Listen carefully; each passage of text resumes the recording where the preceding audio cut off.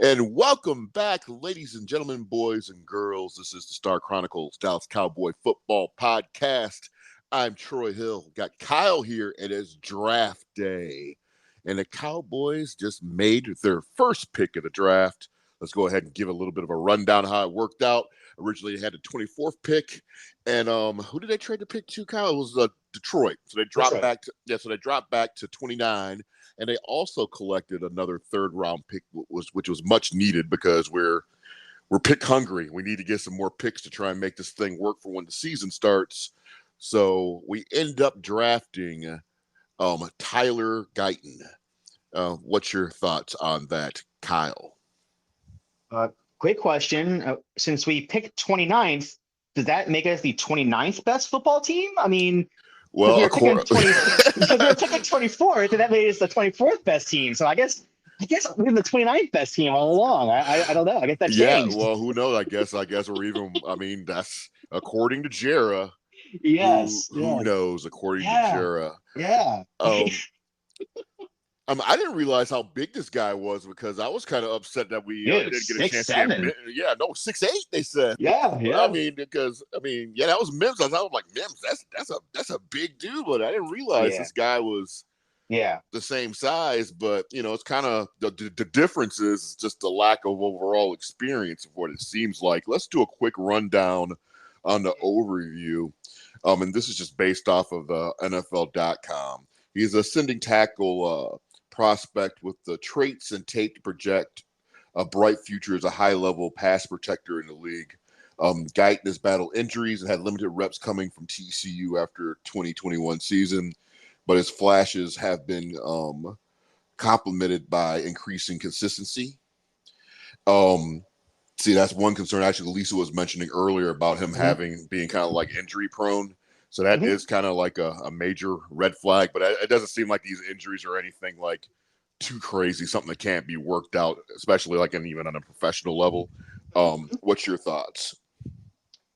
Yeah, he seems kind of raw, you know what I mean? And then yes, it's you know what? It's very reminiscent of Tyler Smith. We all do the same thing, like Tyler Smith from Tulsa or Tulane or whatever, and it's Tulsa.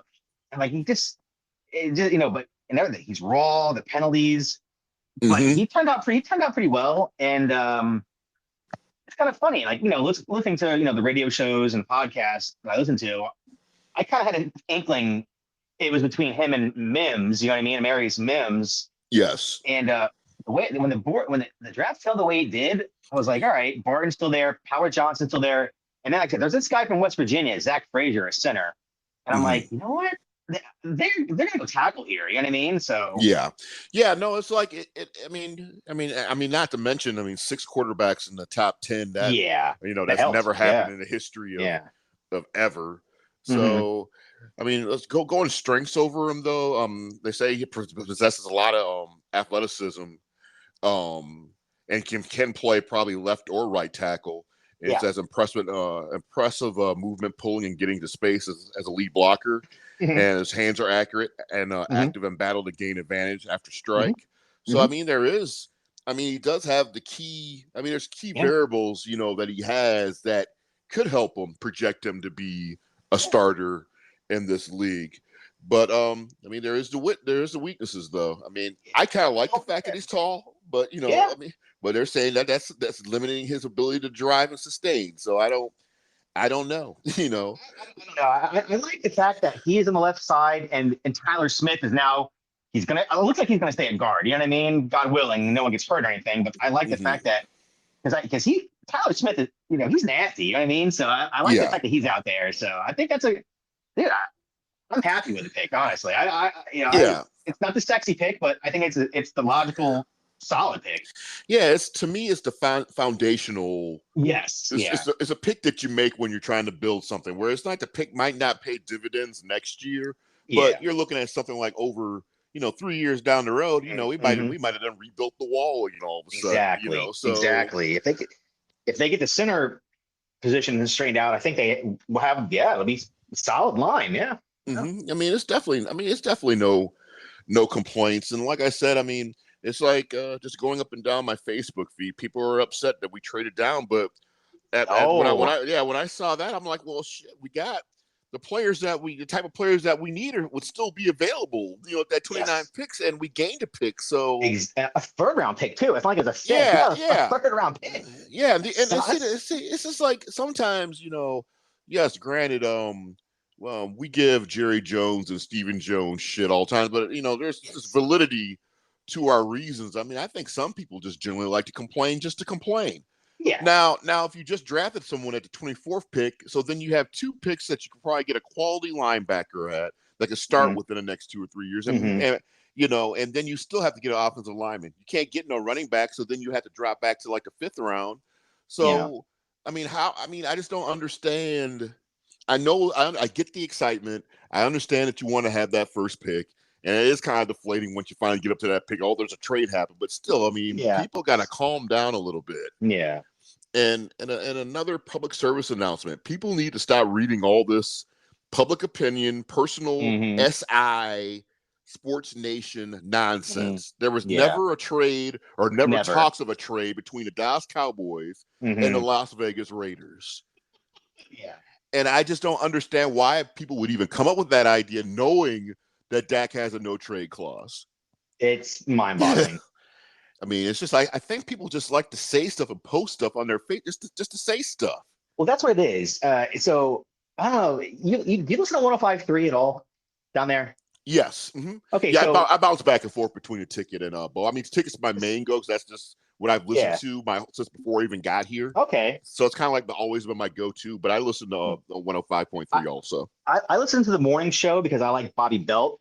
And he dug into that whole rumor. Essentially, it popped up on like some random blog as like one of those hypothetical what if scenarios. You know what I mean? Yes. And it's like, and then some idiot ran with it. Found it and ran with it. Like, and then like, there's a guy from New York radio, Craig Carton. He has a show on Fox now, and he's one of those idiot. He's like Steve, not how I want to say, he's like a Skip Bayless type. You know what I mean? Like he just picks a random story and runs with it like it's the gospel. I'm hearing this. Like, no, this is some dude sitting in his basement and just thought it would be cool to like, what if Dallas did this? Because and this is so much of this crap. CBS Sportsline, they do it where it's like these opinion pieces like, well, this is what I would do. It's all up and down Bleacher Report. Exactly. There's trade reports. They're talking about possibly trading Debo right now. So that's on Bleacher Report. I know. Are people that hungry to try and post something to get like a little attention on their page was completely inaccurate? And then when they find out it's not accurate, then they can't sit there and man up and remove the post or say, "Oh, by the way, that stuff that I posted an hour ago, it wasn't true. Wrong. It wasn't true. My bad." It's just ridiculous. There was never any talk of trading Dak to the freaking Raiders. It is the stupidest shit I've ever heard in my life. Yeah, but apparently there was other rumor saying that New England was trying to do the same thing. That Dak was going to go to. I just don't get any of it. No, people want to be the first ones to be right and think they're reporters. You know what I mean? Like, yes. I've seen so many people because we've been talking about the possibility of trading up or trading back or whatever you want to call it for like the last couple of weeks, and this is nothing new. There's like people proclaiming like, I said I did exactly. I'm like, they did exactly what. This is most of the time when they're. Here's the reality: when you're a team that's missing a bunch of pieces and you're in the back end of the first round of the draft, most of the time you're going to end up trading out of that first round. And that is no secret. That's something that goes on across the league, and you can see it with other teams as well during this particular draft. But where do you think we go with this next pick? It probably will be another offensive lineman. I'm hoping it's center. I think it'll be. I hope it's the center. I don't know what's going on with Powers Johnson. I've been hearing the only thing I've heard one word: medical. No one's saying exactly what it is. So I don't know if it's like one of those Ron Leary things. Remember he had that knee issue or degenerative knee issue, and he. You probably got 5 or 6 good years out of him, but after that, the knee would become an issue. Yeah, he was a pretty solid player for a while too. Exactly. So, if I got a guy in the second round, I think I still would take that chance. You know what I mean? So I would draft Howard Johnson or the guy Frazier from West Virginia, and then your line's fixed. You know what I mean? Like that's it. Yeah, Your line's fixed. yeah, I could roll with that. And then maybe a linebacker. Yeah. A linebacker and a running back with with that those 2 third-round picks. I mean, I think it could actually end up working out, and maybe this, of course, is not going to be what we will want, but maybe pick up some of these lower level free agents and stuff in June. Yeah. To try and piece something together. Yeah. Yeah. But you're gonna have to. I mean, these 4 picks. I mean, these guys got to be starters. Exactly. Yeah. Yeah. 100%. And that's the challenge of the whole damn thing. Yeah. But I would like to address. There was a comment on our page about us being haters, and I don't know if they actually watched or listened to the podcast or not. But this is the things we don't do with this. I mean, if we see there's a glaring issue with the Dallas Cowboys, we're not going to just blindly just take it, because one, I invest money in this team every year, whereas merchandise or going to a game or whatever. So when I see something I don't like, I can sit up there and say whatever the F I want. Exactly. And it's not because I hate the Cowboys. As a matter of fact, is I love them. And sometimes you're going to be critical on the things you love. If you got kids and they're not doing what the hell they're supposed to be doing, you're going to get on their ass, right? Well, I'm going to do the same thing about the Dallas Cowboys when they do things I don't like. So there's definitely no hater stuff here. So, but if you're going to blindly just accept whatever Jerry puts on a platter for you, sorry, dude, you're the one that has the problem, not us. No, and like I said in our chat, like I'll first admit I'm a hater because I hate Jerry Jones. I hate the man. I can't stand him. Doesn't mean I don't like the Cowboys. I'm not a fan, because I actually like the Cowboys, clearly more than I like Jerry Jones. You know what I mean? I just can't stand Jerry Jones. I hate him. I think he's a terrible GM.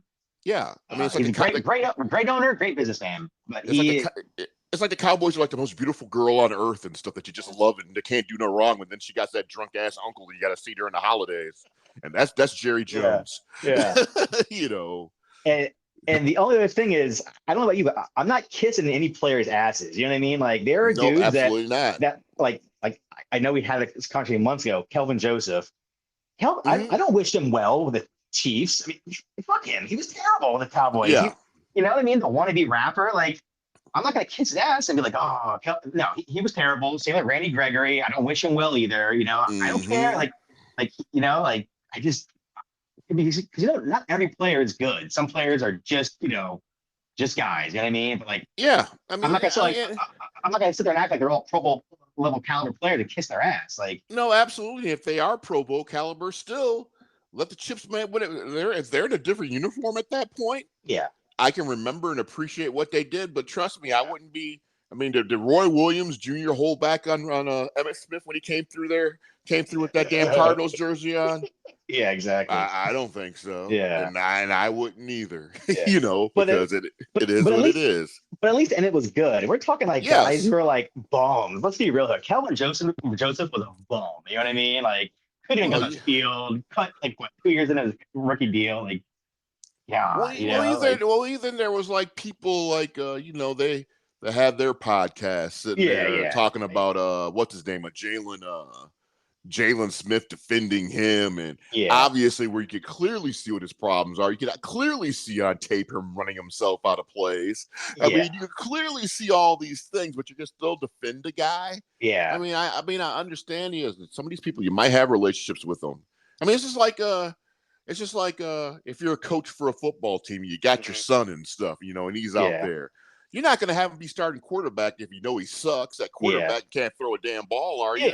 Yeah. And then try and hype him up when you know he sucks. I mean, come on. I mean, but the thing is, like I said, if you don't, you're a hater. So whatever, I'll take that. I don't care. You know what I mean? I know. I mean, I don't really care neither. Yeah. But I mean, there's a lot of Cowboy fans that are just tired of that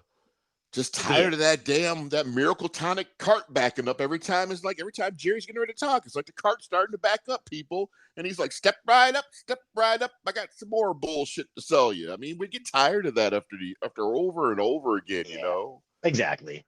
And I mean, that's really all it is. Mm-hmm. There's no hating nobody on our program hates the Dallas Cowboy organization. It's just we got a problem with the leadership, and hopefully sooner or later, well, not in our lifetime, obviously, but yeah. Sooner or later, maybe I can look from the pearly gates and be like, they finally got it right. Yeah, exactly. Yeah. So, but you got anything else pertaining to the Cowboys this evening? Because this is kind of like a short thing. Just wanted to give you guys an update, just our thoughts and what we think about the draft. I mean, I think the draft personally so far A-okay. I mean, I don't have no complaints. We're addressing needs. We've gained another pick. We might be able to get a running back like everybody wants and stuff, because obviously there's rumors about Zeke being re-signed, and Zeke is not the answer. No. Zeke is just putting a little lipstick over the problem. That's all it is, because some fans are going to be happy like we got Zeke ranked 92 from Madden coming back or something.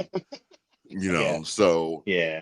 And again, it's like I love Zeke. I think Zeke's just fun, but I mean, I know when to say when. Exactly. Exactly.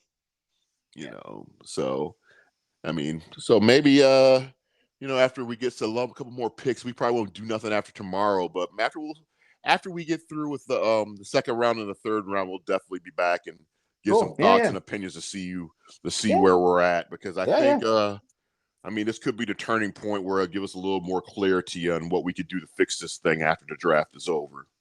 Yeah, I mean, like you said, I think it was a solid draft so far. I mean, like I said, they addressed that left tackle. They picked up a third round pick. I'm happy with it. That's a solid move. Yeah, sometimes it's not the sexy pick; it has to be the solid pick. And exactly. This was a solid. And this was a solid pick. Yeah. But anywho, on behalf of myself and Kyle, we wish you guys a wonderful day, a great evening, whenever you're listening to the show. If you got questions, don't hesitate to ask in the comments. We would love to address them on the show. But until next time, people, how about them Cowboys?